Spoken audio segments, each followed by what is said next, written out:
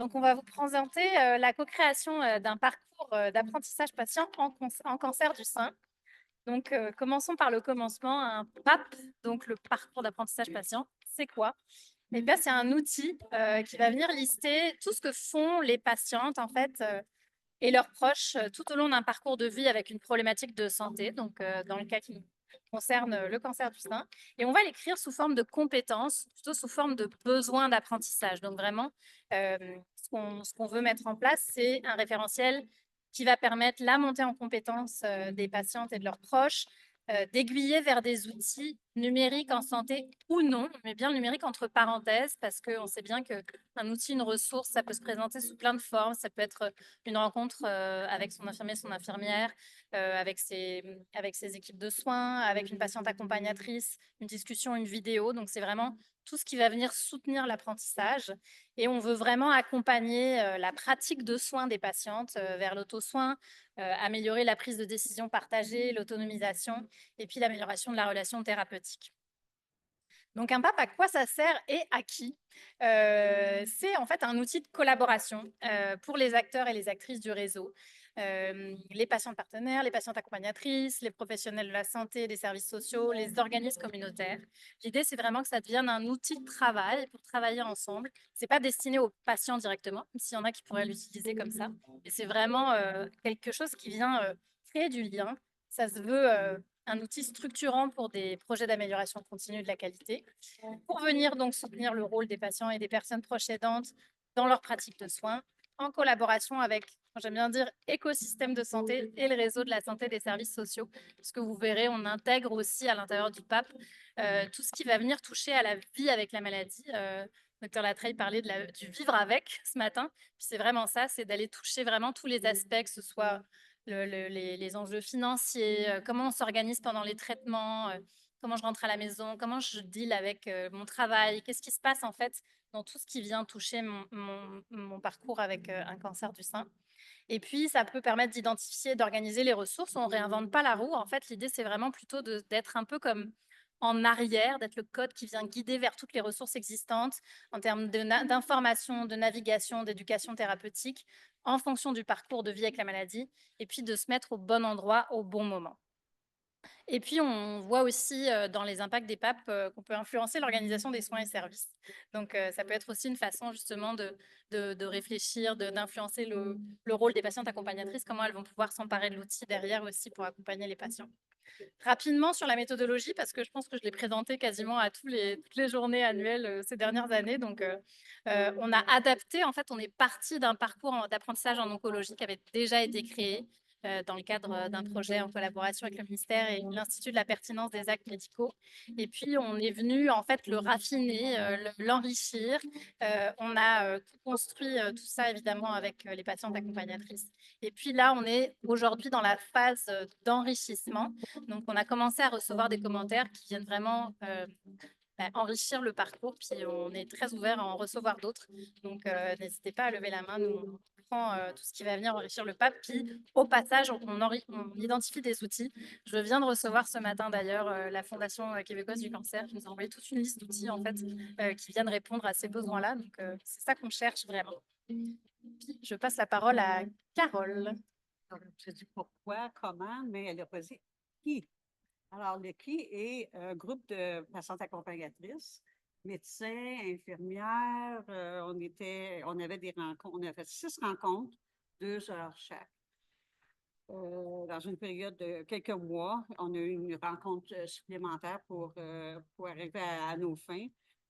Les 6 patientes patientes et accompagnatrices étaient Carmen, Florence, Madeleine, Marie-André, Marie-Josée et Carole. Qui sont tous ici ce soir, aujourd'hui, sauf Florence, malheureusement, qui est absente par maladie, on va dire, par ses conditions. Et puis, je voulais vous dire surtout que les gens posent des questions à savoir, ben, c'est vos opinions, c'est vos parcours. C'est pas seulement nos opinions et notre parcours. On est inclus dans l'information qu'on met à la famille, mais on travaille en c'est surtout aussi avec tout ce que nous avons appris de différentes patientes qu'on a accompagnées. Alors, c'est là vient la richesse de l'information qu'on partage et puis qu'on peut dire l'importance de ce qu'on fait. Parce qu'après tout, la seule personne qui peut comprendre une patiente qui a un cancer, une patiente qui en a déjà eu un cancer. Et merci Carole, puis c'est ça, ça venait vraiment enrichir beaucoup les discussions. Moi, je le voyais souvent, vous ameniez des exemples qui étaient liés à votre expérience de patiente accompagnatrice, pas seulement à votre expérience de patiente. Donc, ça venait donner une foule de perspectives à l'intérieur du parcours. On n'aurait pas survécu sans Cécile et Monica. Oui, absolument. Et Camille aussi, qui était en stage, puis qui nous a accompagnés sur plusieurs rencontres. Donc, merci Cécile et Monica, d'habitude, de votre accompagnement extraordinaire. Euh, Puis, pour vous montrer justement, ça, c'est notre cartographie de départ. Donc, comme vous voyez, on partait de l'onco, puis on avait placé quelques post-it, puis on avait regardé aussi comment intégrer tout ce qui avait été fait au niveau de la trajectoire de soins et services du cancer du sein. Et puis ça, c'est à quoi ça ressemble à la fin de la troisième rencontre. Donc, voilà l'enrichissement qui s'est passé entre les deux.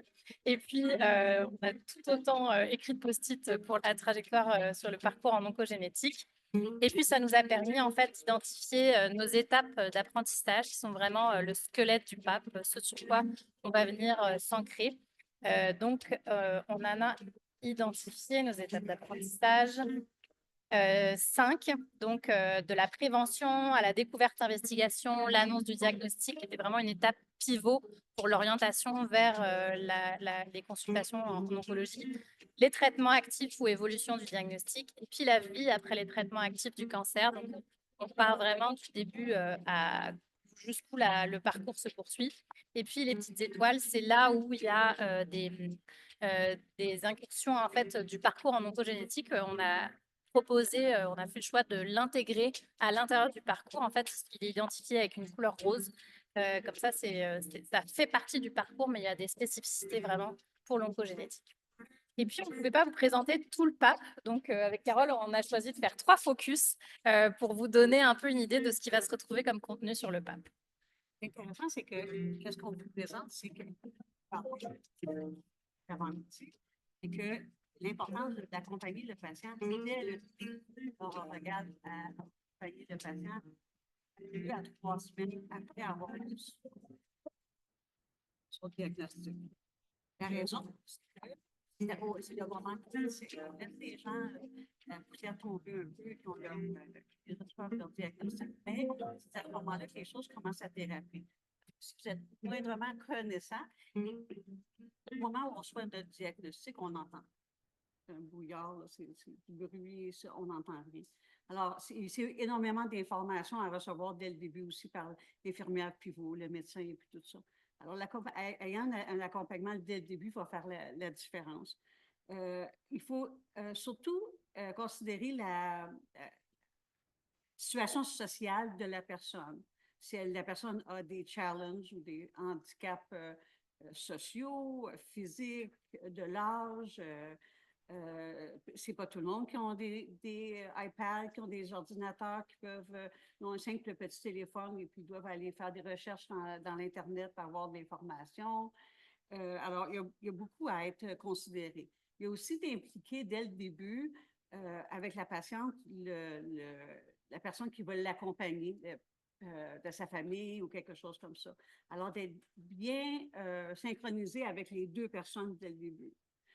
Et puis, une chose qui est très importante, c'est que c'est parfois difficile pour certaines personnes de comprendre le rôle de la patiente accompagnatrice et ses limitations que l'on se dresse parce que nous avons une limite médicale, c'est plutôt côté affectif, et on est ultra sensible à la condition de la confidentialité. Alors, un accompagnement normal va débuter en demandant le nom de la personne, de lui jaser, mais on ne dit pas dès le début, ah, vous avez ça, vous voyez tel médecin. On pose des questions à la patiente. La patiente va savoir qu'elle est vraiment dans une intimité, puis elle va nous partager l'information qu'elle veut bien. L'autre chose, c'est que c'est une façon d'aller vérifier si la patiente a bien compris quel était son parcours, qu'est-ce qui l'attendait devant elle. Alors, tout est fait dans la grande confidentialité. Excusez. Et le focus, c'est que la personne passe au travers de son processus plus calmement, plus aisément et plus facilement pour guérir plus rapidement aussi. Ça, c'est dans les focus. Le dernier, c'est du long terme. Suivre la patiente plusieurs fois ensemble ou à 6 mois et à 1 an pour voir quel était son processus. Et après ça, d'aller dire est-ce que vous aimeriez être une patiente accompagnatrice?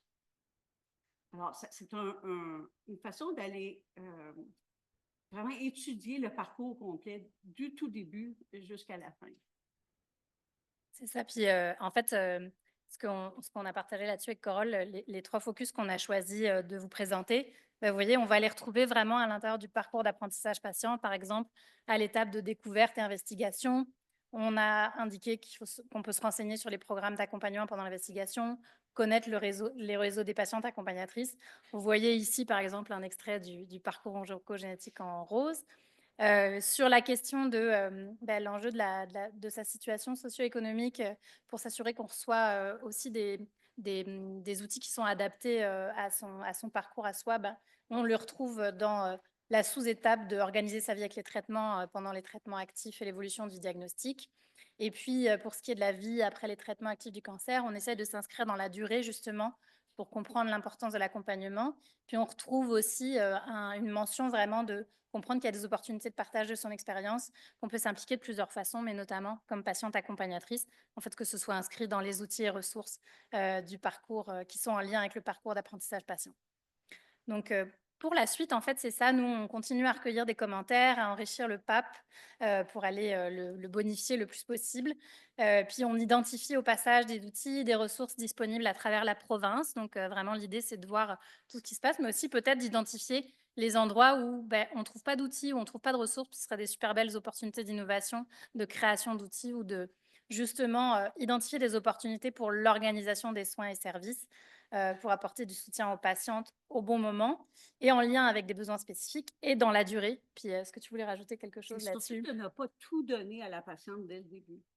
De parler dans tes premières rencontres de radiothérapie, c'est pas le temps. Il faut donner les outils, une base d'outils au début, mais donner à mesure quand les gens en ont besoin et basé sur les communications qu'on a avec la patiente et qu'est-ce que la patiente peut nous dire aussi, qu'est-ce qu'elle a comme besoin aussi. Mais c'est surtout de ne pas tout donner en même temps. Parce que c'est mis de côté, ils ne veulent pas lire, puis c'est pas opportun non plus. Puis, on voulait vous laisser sur cette petite image du jeu de cartes. En fait, c'est vraiment ça, c'est que il y a s'ancrer dans les besoins spécifiques de la personne, mais en ayant justement cette vision du parcours et de tout ce qui peut être important comme besoin au travers des différentes étapes du parcours de vie avec la maladie. Donc, c'est comme si, en fait, avec nos patientes, on avait identifié tout notre jeu de cartes, toutes les cartes qui sont disponibles. Puis, je remercie Joanne qui nous a donné cette image. Je la mentionne toujours à chaque fois parce qu'on l'utilise beaucoup. Donc, à chaque étape, on a toutes les cartes possibles, mais sauf que parfois, on a besoin de traducteurs, en fait, entre toutes ces possibilités, puis son propre parcours à soi. C'est là que les équipes et les patientes accompagnatrices peuvent rentrer en jeu, puis de faire cette traduction-là, ça permet, en fait, d'identifier c'est quoi les bonnes cartes pour moi dans mon parcours, qu'est-ce qui va me soutenir, qu'est-ce qui va m'aider, en fait, à créer mon propre parcours d'apprentissage personnalisé, que je puisse aller chercher des outils à travers dans une rencontre thérapeutique avec mes soignants, des outils en papier, en ligne, une vidéo, que sais-je, mais que ce soit adapté à mes besoins spécifiques et qui ont été identifiés pour moi et structurés tout au long de mon parcours.